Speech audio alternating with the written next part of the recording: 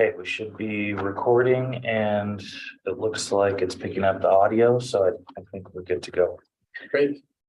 Well, we'd like to welcome everyone to the June 1st, 2022 Planning Commission work meeting. It should be recording. That's my phone. Right. Oh, Oh, no worries. the mixer. Oh, that's all right. We're Yeah, good. we're good. We have a couple of business items that we will go over just in terms of just prep for our business meeting. Well, we excuse our chair. He is away tonight. But we have two business items that we're going to be covering. Project ZMA-22-002, and then our reoccurring item, project ZTA-19-001. So with that, why don't we go ahead and get started? So staff, you want to give us background on both of those? And I know that we will have some questions about how things have progressed. So if you can tell us from the time that it left us, kind of how this this first item has progressed, that would be helpful. And Sure. we may stop you at certain points to make sure everybody's clear on what's happened. I will just note we've got Commissioner Ebler on Zoom, Oh, so fantastic. we'll try to keep an eye on that. Commissioner Ebler, if you have any comments, if you'll maybe raise your hand, we'll try to be keeping an eye there. All righty. Can I click to do this? I think the way that's set up is if you just come Okay, we'll do that. down to there, that should be a good zoom in, I think. Does that look okay for you guys on the screen? Okay, there we go. Okay, and so all of the commissioners, I believe, were here when we reviewed this last time. So I'll just do a kind of a quick background and then happy to answer any questions you have. But we have a request for a rezone property at 3526 East Fort Union Boulevard. So as was noted, this has been before this commission before for consideration. Came to the Planning Commission in March of this year. Originally a request to rezone from R18 to R28, from our single family zone to a two family medium density zoning designation. It was recommended for approval by the Planning Commission back in March. And then in April, it went to the City Council where they voted to deny the request. I've included the notes from the City Council meeting in full in your packet. Just a couple things to highlight. There were and there have been a lot of phone calls and emails, comments from residents in the area with various concerns about things like traffic and the community character, aesthetics, quality of life, safety. So I think those were certainly something that the City Council considered very closely in their decision. And then one other thing I think notable to tonight's discussion was that there were some concerns about the setbacks in the R28 zone being kind of tight, and for the potential for future development to be quite close to some of the existing homes was one of the concerns as well. So after that project was denied, the applicant came back with a new request, what we're considering tonight, which if you remember from last time, part of the request was to change the land use designation for our long range plan.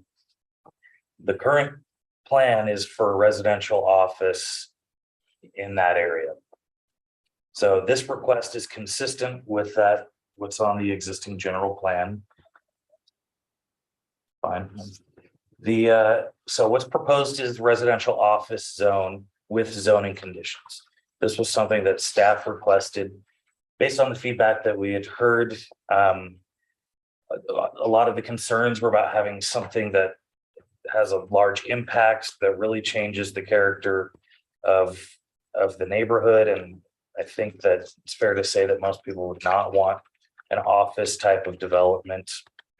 And so we recommended that zoning conditions be included as part of this to limit the future use to Only residential uses that are allowed in the residential office zone. So you can see on the screen, permitted uses include single-family dwellings, and then the only conditional uses are home occupations and twin homes. So a twin home or home occupation with clients would need to come back to the planning commission if this rezone is approved, and if the twin home is proposed, you'll get another chance to look at it. So here is kind of a concept plan showing a possible layout of 3 lots under the residential office zone. The biggest difference that we want to call out, I've kind of clouded in red, are the side and rear setbacks. It's a 25-foot side yard setback wherever the property is adjacent to a residential zone, and 30 feet in the rear. And then it's got 10 feet interior side setbacks and 25 on the front. If we go, I've got also, just for comparison, what you saw last time, what was considered in the R2 zone. The interior side setbacks only need to be 15 feet between the two. So what was shown was 7.5. Well, the minimum is 5 feet in that zone. And then a rear yard 20 feet. So under this zoning, you'd get an extra 10 feet along the rear, and then basically 20 feet on that west side where it was closest to an existing residential home. Just to go back, just again, oops, sorry about that. So there again, to see the idea here, the request, the applicant still looking to do twin homes, but at least under this zoning, there's a little bit more of a buffer between anything new that gets built and the existing neighborhood. We did get one public comment after the deadline yesterday, so we'll send it out after the meeting as per our policy. The comment was not in favor of the rezone. I was urging the commission to forward a negative recommendation to the city council. Staff is recommending approval, similar to the last review. Our findings are that this is consistent with what's on the books currently as our general plan for this area. We feel like with the zoning conditions, we'll eliminate future commercial or office uses at that property. Still provides some of that buffer that was discussed last time by the city council. I think that's generally it. So it would be a recommendation to the city council tonight. We've got model motions for recommendation of approval or denial. I'm happy to answer any questions. I'll leave it maybe on this. Well, so just looking at concerns from city council members, one of which was affordable housing, which I totally support as well. But how does that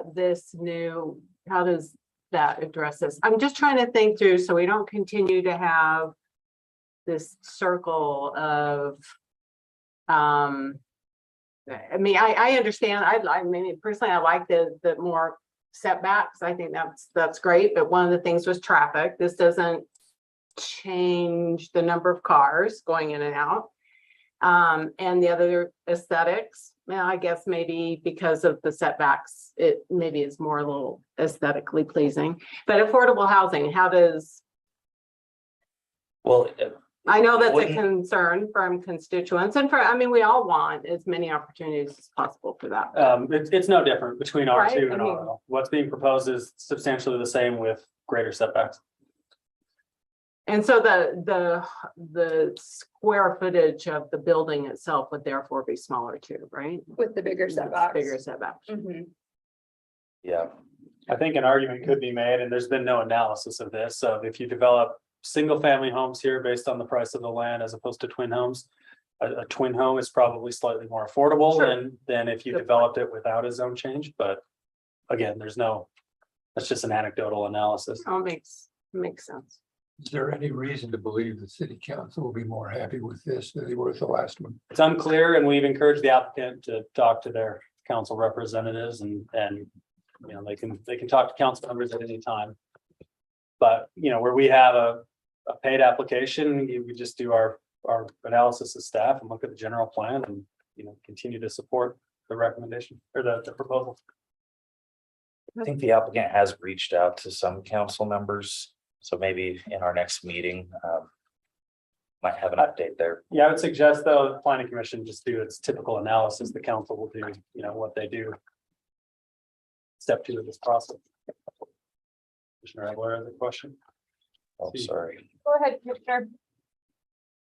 Thanks. What was I didn't look it up, but what was the vote on the application the first time? With the city, So the planning commission recommendation was unanimous. right? The city council was 4-1 on the land use and then unanimous denial on the zone map amendment. Was Councilman Bracken the one vote? Yes, Okay. So I mean, I share some of the same concerns in that it becomes a circular exercise because a lot of the objections that I read weren't and can't really be addressed with this. I mean, the traffic's going to be the traffic. But to Mike's point, we'll evaluate it. Yeah, just, you know, have your purview with the expertise you guys use to weigh proposals as the commission and expect the council to do the same from their perspective. yeah, just maybe for clarification, it can't be perfectly circular because we have an ordinance that says you can't make the same application over and over again. Right. So they could come in with different applications, we can accept those, but what, you know, if this were denied, you wouldn't see immediately another residential office application, because there's that provision, There's they have to that. wait 6 months or 8 months or something. I seem to recall that, like, when we discussed this back in March, that, I mean, there was limited discussion about traffic, but that wasn't a primary driver for us, especially given the frontage on Fort Union for the property. Is that correct?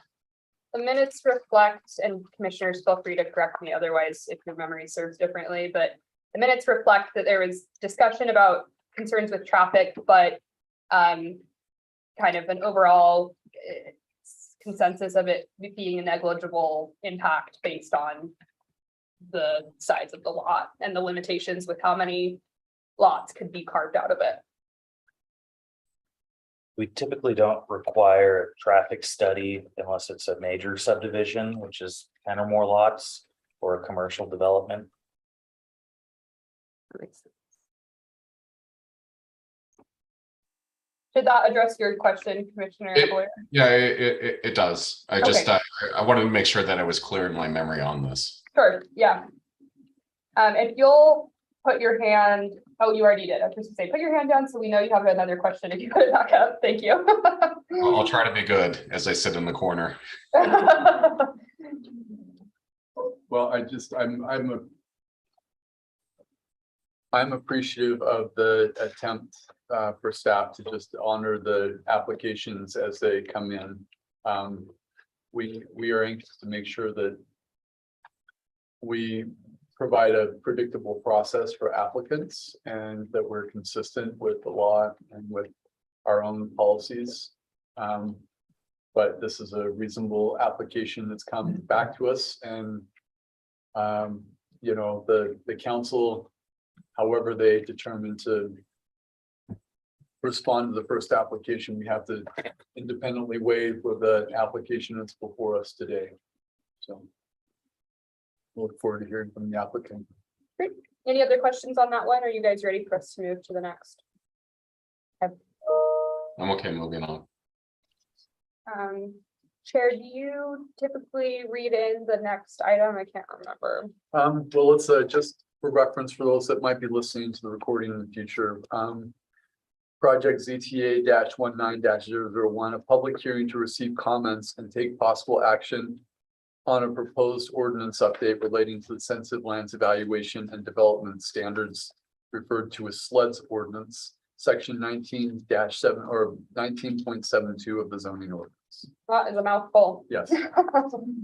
Great. So as per usual, I'm just going to start things off with a little update on the riparian component of these standards, and then we'll kick it over to Andy, who will give updates on more of the hazard zones. I will mention too, we got an email from Commissioner Chappell just right before this meeting started. She stated that she wasn't able to make it tonight, but that she was in favor of the updated setback for faults. So just wanted to mention that now, what's on my mind. But jumping back to riparian protection area, I'm going to skip through the background in this meeting, and then in our business session, we can give that background for any members of the public. But you guys, I think, are pretty familiar with the concept and kind of the impetus for doing this. The update I wanted to share with you was we heard back from FEMA and then the Forest Service.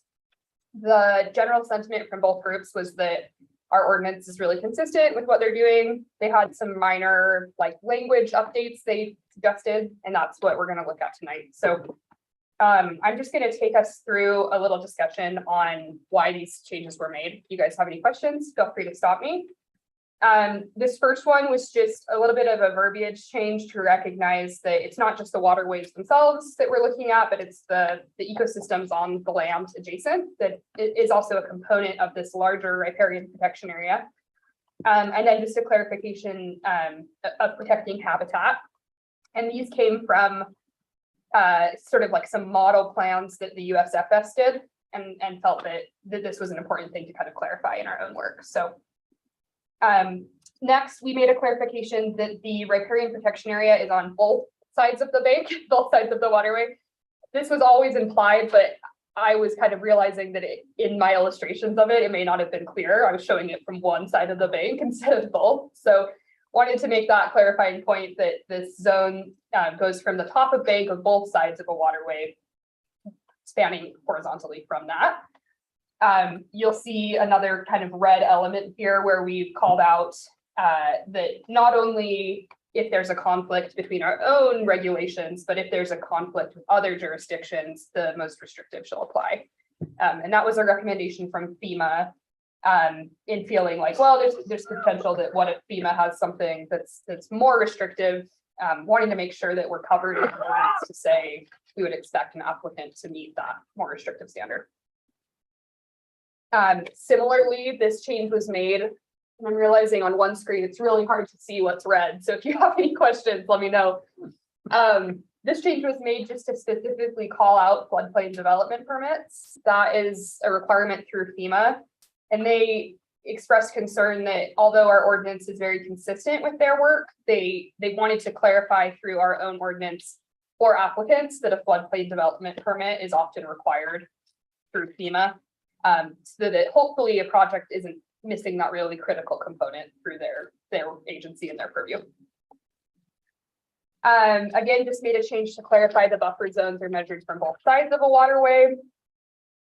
And then we get into coarse woody debris, which is kind of a whole new thing. So through reading the work by the Forest Service, they had a really big focus in their riparian protection plans on coarse woody debris, which is basically pieces of felled trees, at least 3 inches in diameter and greater than 3 feet that occur in waterways. And our previous draft had basically allowed removal of any storm debris from these areas. But what the USFS has researched and seen in their own work is that this debris is really important for riparian health, that it provides soil function, habitat, forest generation, and is a really critical component to these areas functioning well. So they actually recommend that coarse woody debris is not removed from riparian areas.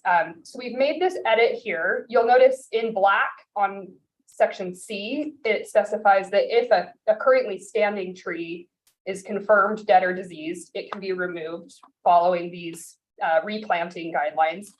But if a tree has already fallen and there are these fragments of debris, these elements should not be removed unless a critical hazard to human health or safety is posed by them.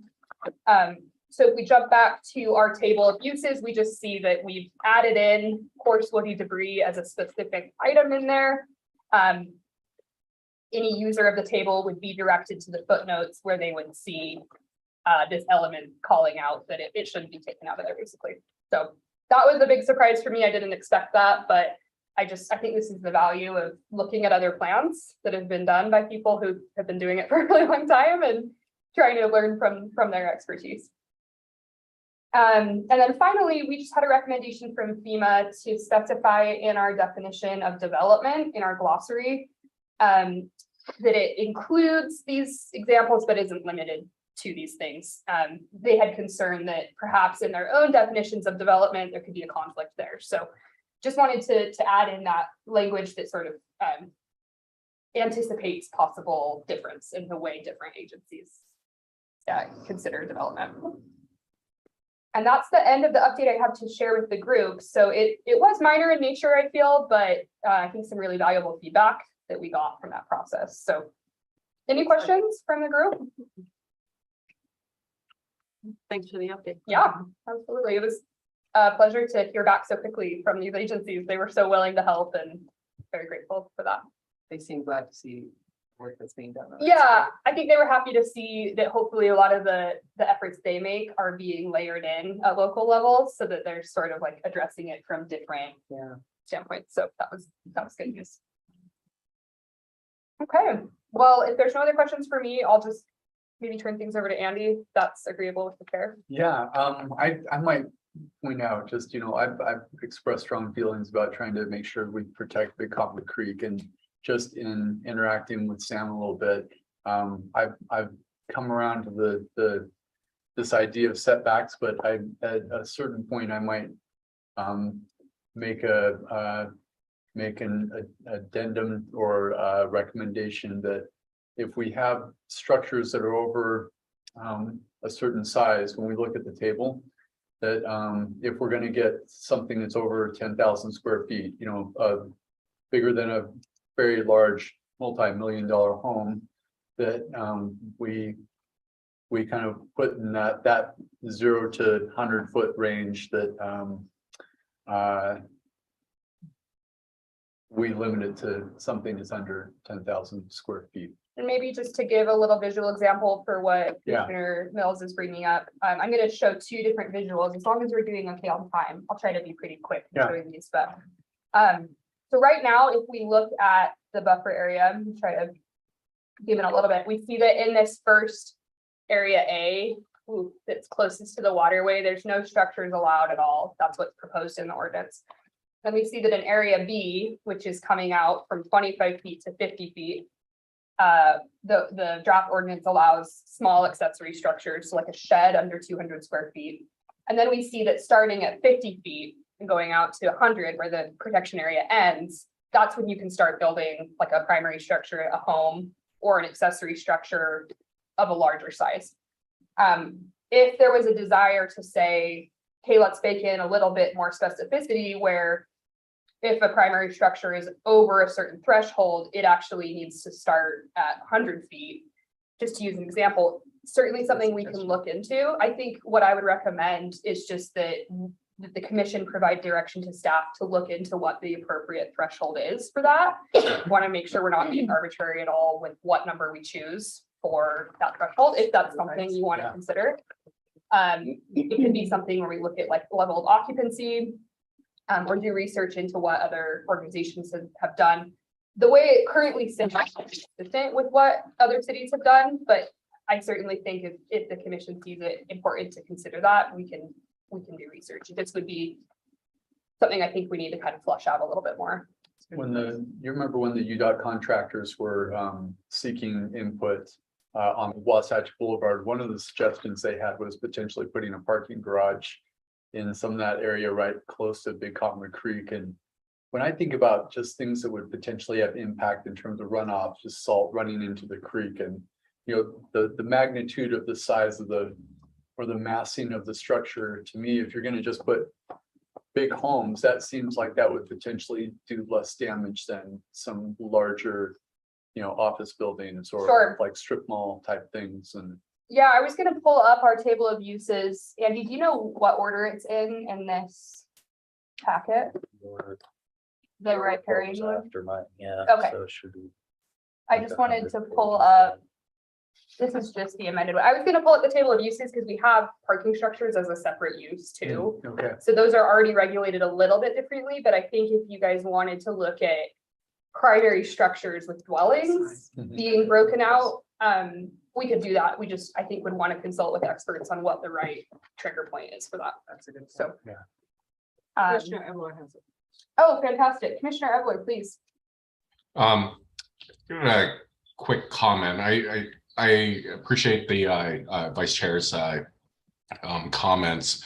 And maybe we could solve this by instead of the square footage of the structure, could we potentially do it in terms of impervious surface? Something we can look into. I'll just answer from a staff perspective and then commissioners, you can jump in. Yeah, because I agree. Like if we're talking about, a large house, that's a much different consideration than say like a strip mall or an office building, et cetera, in terms of kind of the damage it can do to the riparians. Yeah, we could absolutely, in doing research on the right trigger, look into with the direction of the commission. Okay.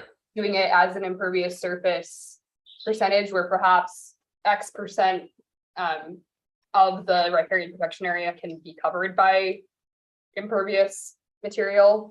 I mean, you end up backing into square footage anyways, because if you specify the percentage of pervious versus impervious, I mean, the height limitation is going to define a lot of it. Yeah, it may accomplish a similar thing. Again, admittedly, I'm just not an expert in what that right threshold should be. And so I think it just is important for us to feel that out Sure. to make sure it is spaced and backed. Yeah, I mean, the trigger for me was hearing strip mall, and so like immediately I just started thinking about swaths of asphalt and the damage that it can do to sensitive lands in riparian. And it is sort of an interesting thing to consider just contextually, because most of the vacant parcels are going to be zoned residential, not all of them, Okay. but a good deal of what's still vacant. So it wouldn't be a situation where I think we'd be likely to see a lot of commercial activity on most of the parcels. I know there are some where that could be a possibility, but definitely something we can look into. Did you have something to add? Just to note that there are impervious surface maximums in sensitive lands. The rest of the chapter, Right. it's a 30% maximum if you're in one of these areas that's sensitive for shallow groundwater or in a flood zone or something. You're already limited to 30. And is that inside the 100-foot? Anywhere in the. That's just the general sensitive land That's in standards. the umbrella section of all of. Well, I understand that, but where do we say the sensitive land stops at 100 feet? For the riparian protection area itself, if you look at that as a discrete hazard, it would be Okay. 100 feet. Right. So, But I think you're right, that, I mean, potentially if that's a primary structure, that might be the 50 feet based on the current. Right, you could width build a written. house, Yeah, With 30%. you might not be able to have a driveway. Might Well, have to do not a out of paver concrete. It could driveway be- or Yeah, something. exactly. It could be impervious driveway. We actually run into this quite a bit with along, Creek Road area. Yeah. 30% is when you get to a large enough house, it's easy to go over that. Right. And it does limit what can be built. Yeah, we've done a bunch of sport courts. And adds more. Right. it's important to just consider the balance of the regulations we're working with. We certainly want to do our best at making up for a lack of having riparian protection standards. I think it's also pertinent to remember that on some parcels, limiting structures to starting at 100 feet may make sense. On others, that's the full depth of a parcel. Well, I hope they're all conditional uses, right? So we can have that conversation parcel by parcel. Right? If it's not a residential, is that what you're In the asking sensitive about? land zone. if, someone were just coming in to build a house. I don't think we currently have it written as needing to come through a conditional use process if they're just building an If allowed it's- use, if which it's would be zoned single for it, family. They don't have to get a conditional. Right, so if they're Right. doing like a commercial use that would be a conditional use in the underlying zone, they would, but a single family dwelling is a permitted use in the zone. Most So zones. it would go We'd have to through, Look at that overlay of the map. it would go through the staff review process, obviously, where we'd be working to make sure all of those standards are met, but and the DRC, which is the sort of oversight for this Right. section, but it wouldn't go through a planning commission process as a permitted use. So Sam, do you need anything more from us to research that? Just maybe confirming consensus from the commission that that's something you're interested in, looking So into. the square footage Yes, yeah. limitation over 100 feet, is that? So yeah, just to confirm what Commissioner Mills is stating, looking at some 100. sort of Yes. a limit on larger structures being placed at maybe beyond the 100-foot mark. But Yeah, right, Yes. yeah. there's a lot of different ways to say it, Right, so I'm right, trying to right, figure yeah. out how to Yeah. describe it, but Yeah, the best way, and communication wise, the best way to articulate it and what is best practice. yeah, we can look into that. Happy to report back. But glad to hear that there's support for the changes that were already made with those other agencies. So Yep. Yeah. we'll plan to come back with an update. Everything's good. Okay, I'm gonna switch over to your presentation, Andy. Right, thank you. Okay, I'll just minimize this. So we got about half an hour. You gave me some homework last month and I've been busy trying to make all the changes. We'll go over what has been changed just since our last meeting. I have been working on like a comprehensive list of all of the major changes, just consolidated into one list. Should have something like that ready for you soon. You've had updates on all of the changes as we've been progressing, but now that we're getting close to the end, I think it might be useful to have that. So I will be working on something like that for you shortly, as well as just a before and after side-by-side comparison of the entire chapter. How close are we to the end? That's up to you. And that's something, so we have it, it was on the agenda as possible action to be taken tonight. We do have some commissioners that are here for their last meeting. And so it'll be up to you if it's something that maybe, I know we've already got some homework for research to do over the next month. We could take that as a recommendation and move it forward. Or I have the option to continue this again. So it's totally up to you. If anyone really wants to take a vote before they leave, that option's on the table. But let me dive into where we're at. So during our last meeting, it was our first public hearing, had a lot of comments, good, helpful comments from the public, and some requests from the commission. So the three major ones that I've been working on, there was a request for a larger map or an interactive map. We've prepared that and happy to pull that up once we go through this as well, if anyone wants to look at anything in closer detail. I was requested to reach out to fault hazard experts for more input on the fault setbacks. And then I was requested to prepare a summary of the powers and duties of the different groups, the City Council, Planning Commission, DRC, and the Director. So we'll go through those, and then I'm happy to answer anything about any of the other items as well. A major point of discussion in the last meeting was whether a 15-foot fault minimum setback was appropriate versus the 20 feet that we have in the current standards. Included some email feedback from, I reached out to professors at the U and at Utah State. I was able, thankfully, to hear back from a couple. I'm still working with UGS representatives as well on another full review. But it was very helpful to have these conversations. Essentially, they confirmed that 15 feet is what's recommended, but it's a judgment call. The city, there's no problem with doing a 20-foot setback. It seemed like that was kind of the consensus, was that everyone felt more comfortable just leaving it at 20. And so that we've made the changes, so it's back to 20 everywhere that it's referenced in the code. There is the development standards, which is in the main body of the chapter, where it says 20-foot setback. And then the appendix B is the fault hazard appendix. And so we've included the table, but just where the table normally would say 15 feet, we've updated that to 20, just so it's consistent everywhere else, and added the note for clarification. So we're back to 20. As part of the review, we made a few other technical changes. So those minimum setbacks are just the minimum. That's not necessarily set, right? The geologists need to do a full calculation. There's a formula that's in the appendix.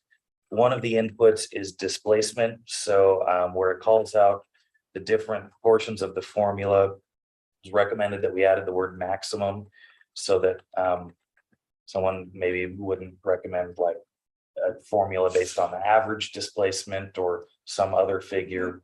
So that was for clarity. We've added LiDAR image interpretation to the list of studies and aerial photograph review. That's part of, that's just the standard practice in modern fault hazard studies. And a few other changes. So there is this table, it's part of the appendix, essentially calls out the different risk categories in the building code.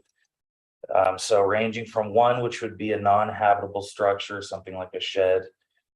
The next one is single family dwellings.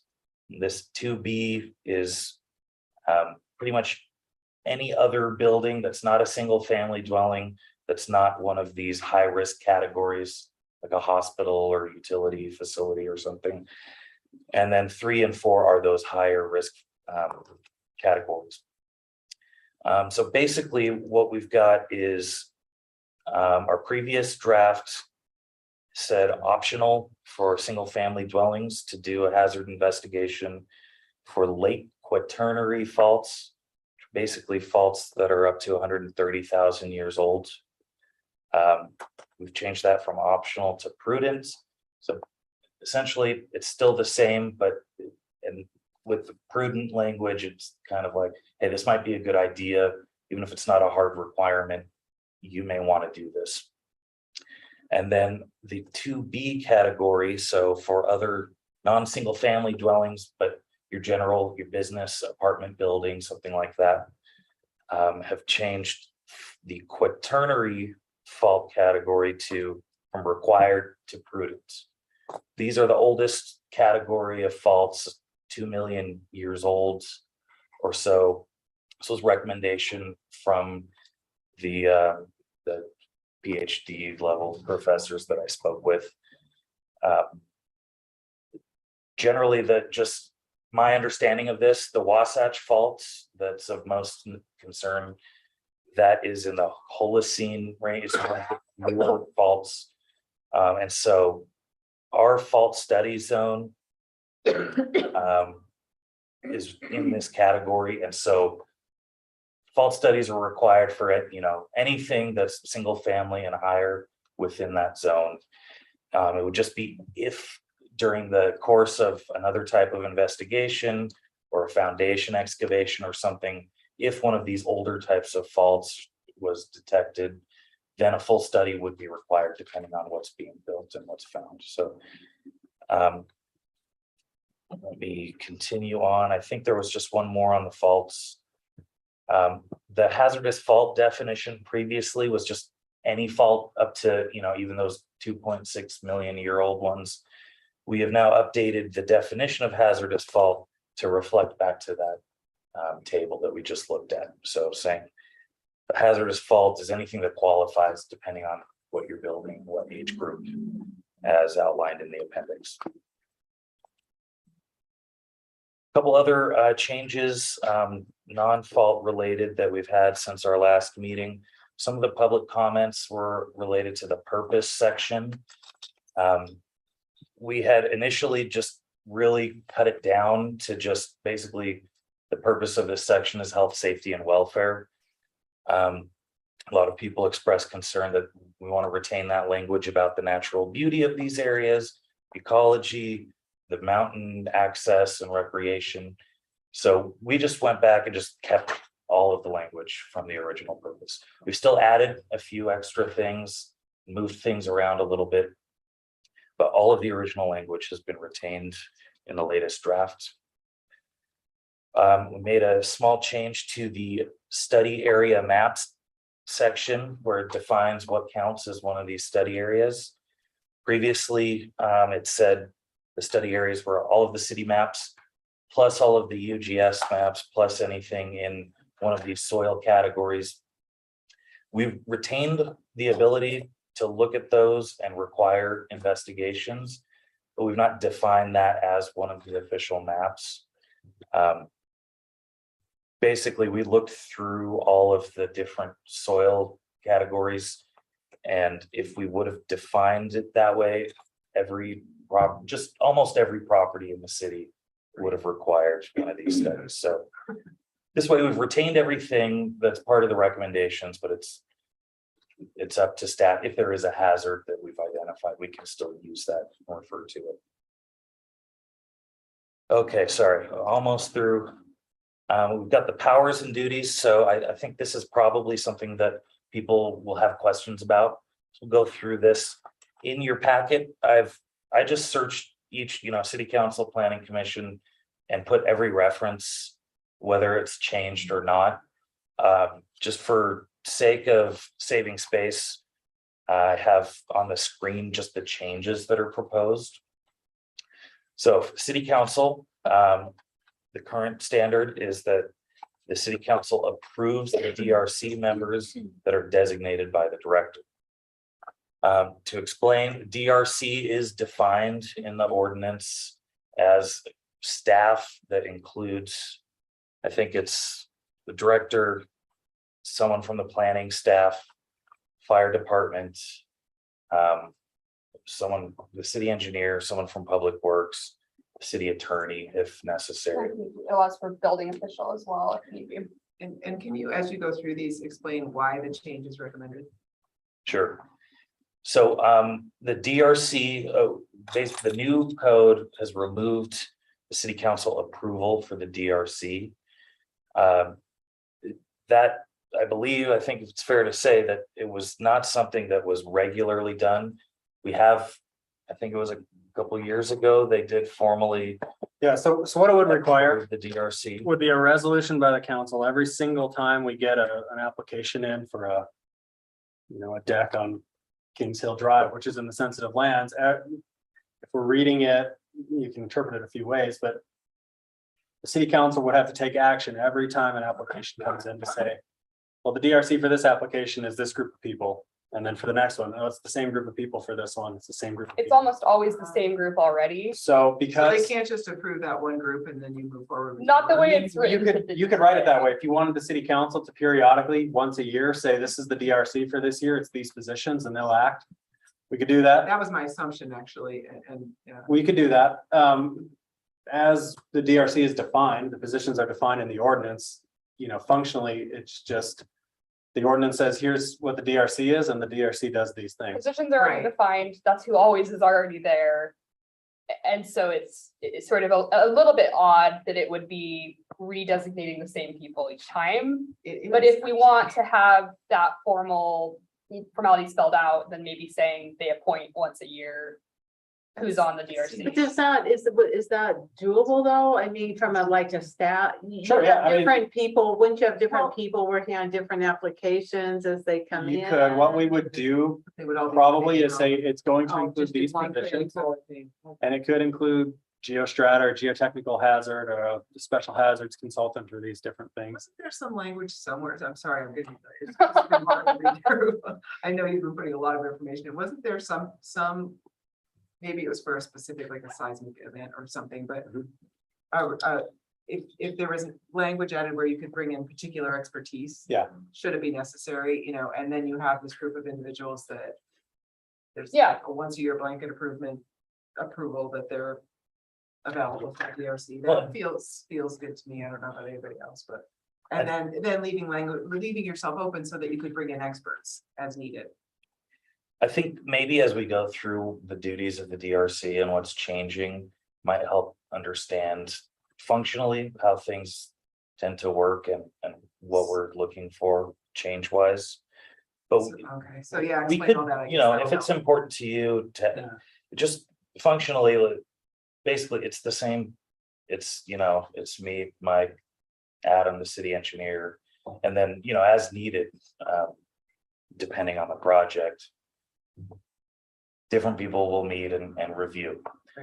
So, yeah, I think functionally to us, it's a little like saying, well. The Community and Economic Development Department reviews all building permits Right, and having the city council. Adopt that by resolution each year.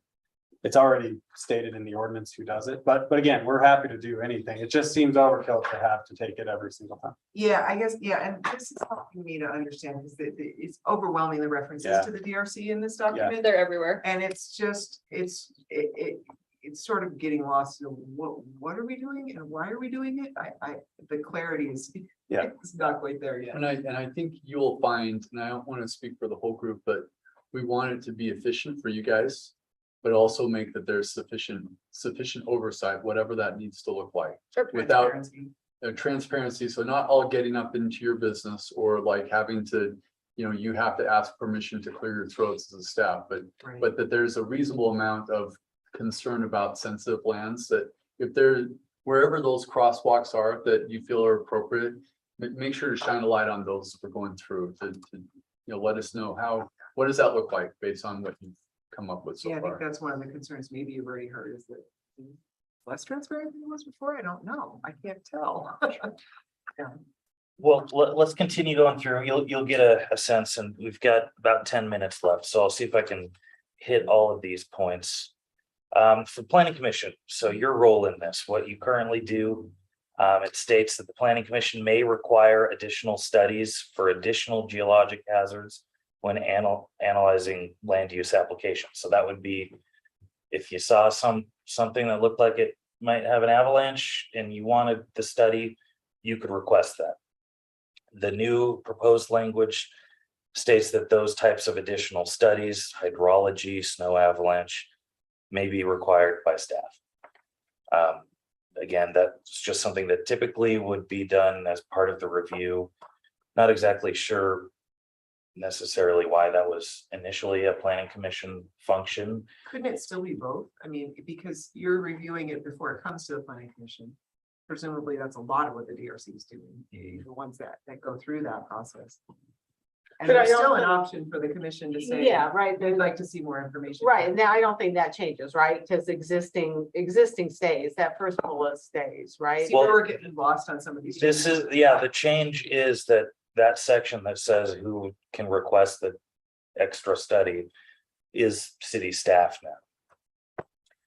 So you, so I you're don't, saying, I don't think that would, So I think You what know, we're if- saying is if we found an application and we said, oh boy, we think this needs right, extra right, study, we can't just say that. We have to come to you with it and say, hey, commission, we need them to submit this extra study. Can you approve it? And you say, yeah, ask for it. And then we can ask for it. Under proposed, we can just ask for it. We now have the authority to say, we need extra information. You need to prepare it for us. So again, it gets us to the same place. It just avoids a public hearing, commission meeting for us to even be able to ask for more information. having one of those, at least in the years I've been on here. right, I mean, most of, Those aren't common, those studies. yeah, this isn't saying that we just, just want more info on a fault study. This would be like some separate type of And it would issue. preclude if, when an application gets to the planning commission, when that's appropriate. The planning commission asking for that kind of information, which we do Of all course, the time. right, It just would add it in so that if staff said, hey, wait a second, this looks like an avalanche could happen, we could ask for that up front and state, Go hey, ahead, we're really, Go ahead. It's We're really- really helpful, you guys, to hear all this. we're really Very- concerned, we want to just get this from the gate. Because you can't read it in here, the thinking behind it, why. You know, you'll go very crazy helpful. trying to read. It's true. Is there a reason the The first result paragraph is is the speed of eliminated? the process. The geologic hazards was Yeah. eliminated. Also makes it less political. Maybe so. On the first bullet point. Existing, going to propose it in the list under planning commission that may require additional studies for additional geologic hazards. That paragraph is eliminated. Oh, this is, I don't know if this is the exact language that I've got here. Okay, okay, This is my description of what it is. okay, great. I will, I mean, the full red lines were in your packet, but yeah, it's just what we've been discussing, which is those additional hazard studies. And I really appreciate the update, Andy. I've said before, I don't want perfect. I would rather have periodic updates like this. So don't worry about it. It doesn't need to be perfectly shined up. Okay, next one. Previously, the planning commission was listed as the body that approves mitigation for problems with shallow groundwater. That we have moved to the city engineer. Again, I think that's a technical thing. City engineer would usually have the final say on reviewing these types.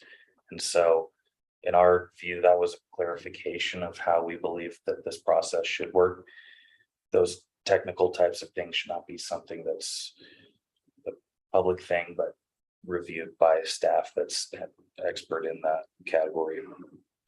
And then the architectural design we've talked about before, but previously it would say architectural design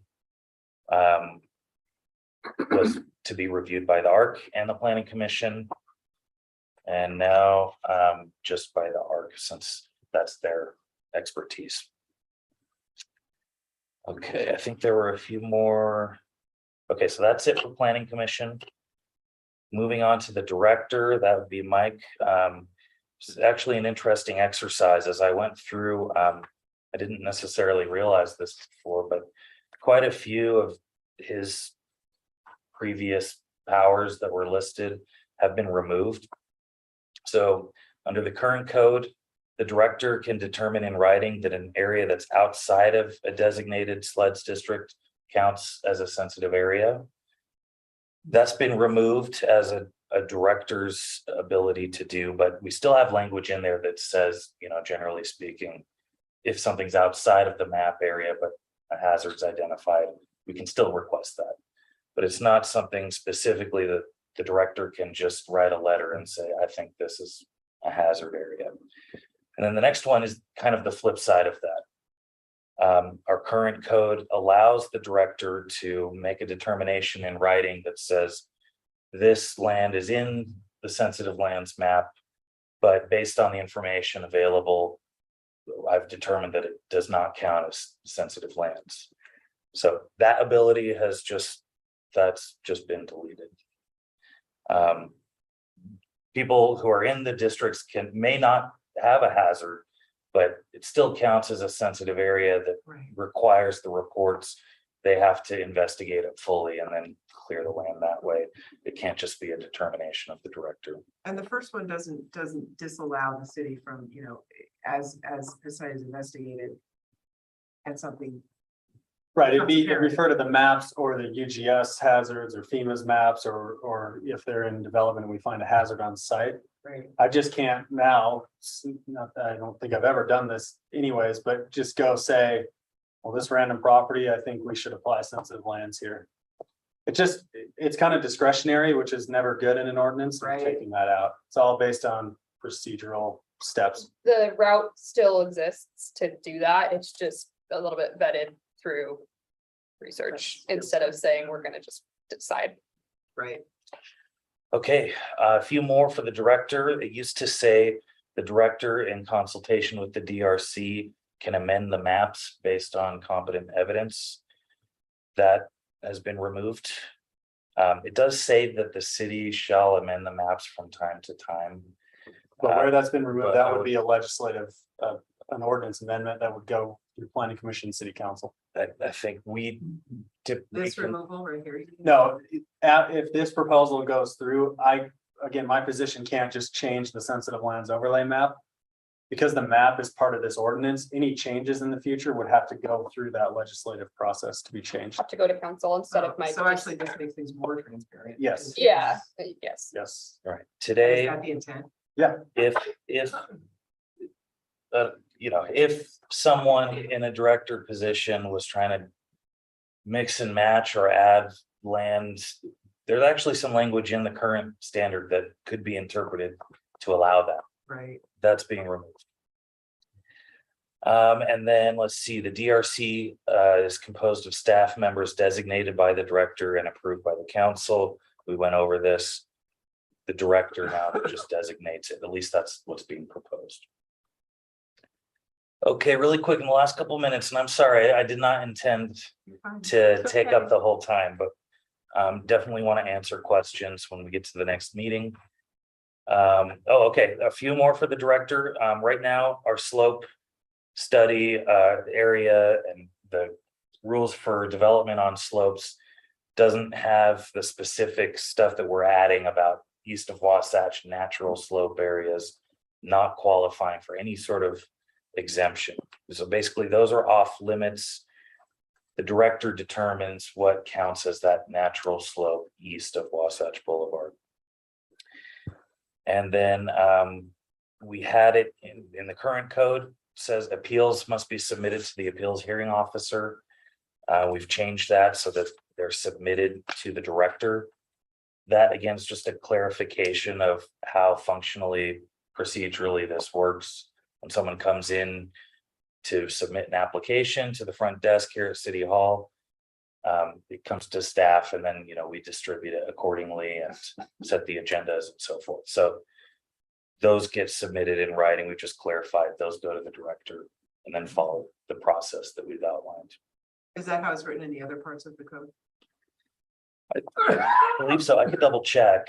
I think in most cases, you know, like a conditional use permit or subdivision, It says be provided to the Community and Economic Development I Department. think it usually says to the Or the department city, wouldn't the city Yeah. cover it? or to We the can do it that way city. too. The way it's written right now, it's almost insinuating someone would have to go find the appeals hearing officer and submit to them, which isn't how it That sounds works. appropriate. Yeah, that makes sense. Yeah, and making it usable is the whole idea. of it. Right. Yeah, It's great housekeeping. I think it should be consistent though with the rest of our. We can look at the language to make sure it's listed the same. way. Why don't we just say submit it per 19.92, which is the appeals chapter? We could do There that you too. go.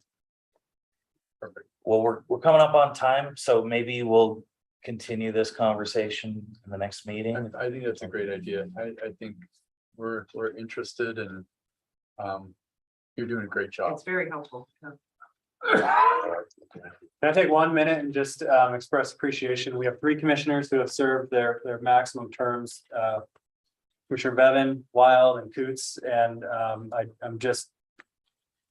been here the whole time on all of your terms, and just appreciative of all your service and leadership throughout the years, and we're sad to see you go, and just are so grateful for the service you have all provided. We're gonna miss you guys. Thank you. You have to come still spend the night sitting in the chambers. Well, it's nice to have big brains in the room with institutional memory. So I'm not joking. I hope we get to hear you at the mic periodically, offering opinions and perspectives. So I feel like our job is to stand on your shoulders. So thank you on behalf of those that will still be here. Absolutely. Okay, Do a motion. and let's see, Commissioner Ebler's got his hand up. Yeah, I just wanted to echo the comments of as the newest member of the Planning Commission, how thankful I am to each of the 3 to welcome me on board last year. It's been fantastic to serve with you, and I hope to see you guys around. And just a quick question to staff, since 3 are departing, what's the timing in terms of getting slots filled? As soon as possible. We have 2 applications in actually, so we're starting that process. That's a city manager appointment process, so it's in progress. Okay, but without them, do we still have quorum, don't we? With good attendance, yeah, we do. Don't go on We wouldn't vacation, tonight, so- yeah. That was my only concern. Yeah, we're gonna try to get those filled as soon as we can. That is the wrong seat. Okay, I'll make a motion that we adjourn. Second. All those in favor, I. Aye. Okay, adjourned. see you next one.